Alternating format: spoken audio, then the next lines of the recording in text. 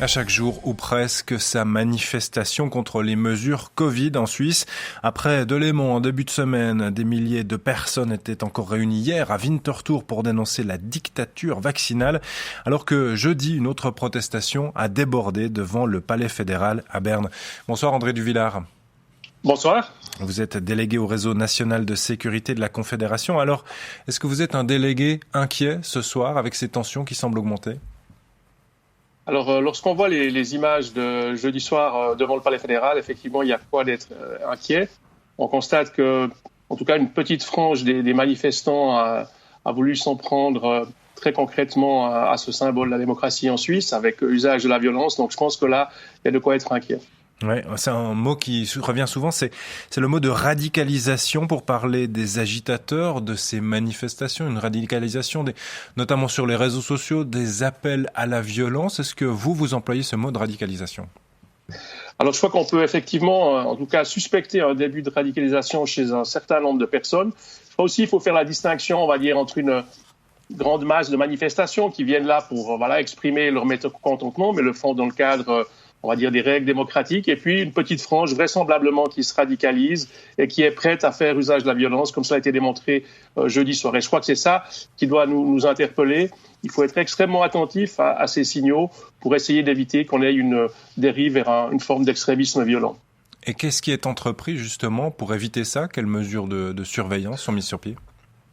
Alors, je crois qu'il y a simplement une sensibilité à avoir avec l'ensemble des censeurs qui sont à disposition des autorités sécuritaires, que ce soit au niveau des cantons, que ce soit au niveau de la Confédération, de manière à pouvoir agir rapidement s'il le faut. Je crois qu'il ne faut pas sous-estimer ce qui se passe actuellement. Vous l'avez dit, c'est quelque chose qui est un tout petit peu rampant depuis quelques mois. On le voit aussi dans le ton qui est employé sur les réseaux sociaux. On le voit aussi dans le contexte des menaces qui sont faites à l'égard de magistrats ou de politiciens. Et c'est ceci qui doit nous interpeller. André Duvillard, toute la question, c'est celle du passage à l'acte, parce qu'on peut aller à une manifestation, on peut tenir des propos jugés limites sur les réseaux sociaux.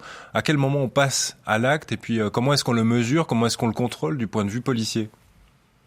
Alors je crois que c'est évidemment toute la difficulté. Si vous prenez un rassemblement comme celui de début de semaine à Delémont, qui est totalement pacifique, il n'y a pas de débordement, et vous avez celui de jeudi, vous avez un groupuscule ou une petite minorité des manifestants qui passent à la violence. Et c'est bien. Alors d'une part, il faut pouvoir, on va dire, cerner ceux qui se cachent derrière ces actes violents, de savoir s'il s'agit de groupuscules organisés ou pas, ou s'il s'agit simplement de citoyens qui ont, à un moment donné, on va dire des gestes qui sont inconsidérés. Et je crois que c'est cette difficulté, c'est ce travail qui se fait, je crois aujourd'hui au quotidien, que ce soit par le service de renseignement ou bien par les polices cantonales en collaboration.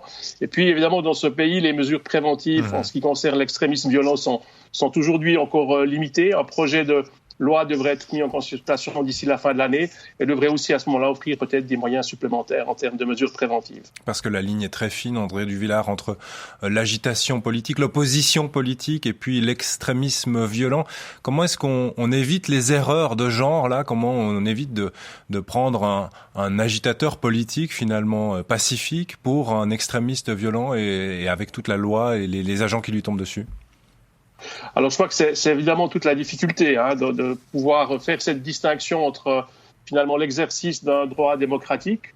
On se trouve en phase de référendum sur la loi Covid, donc chacun a le droit d'exprimer qu'il soit pour ou contre cette loi. Et puis la difficulté, c'est de bien pouvoir cerner ceux qui sont là avec des intentions belliqueuses, on va dire, dès le départ, qui sont en fait prêts d'utiliser la violence pour faire passer leur message et de la violence extrémiste. Et ça, c'est évidemment toute la difficulté parce que on le sait, le débat, on est très vite tenté de dire on va surveiller l'ensemble des manifestants. Alors tel n'est pas le cas, mais évidemment, on doit cibler sur ceux qui seraient tentés d'utiliser la violence extrême. Comment vous qualifiez ces groupes aujourd'hui clairement identifiables dans ces manifestations ? On a beaucoup parlé par exemple des Freiheitstrichler. Est-ce que ce groupe est considéré comme problématique du point de vue de la sécurité ? Qu'est-ce que vous en pensez, vous ?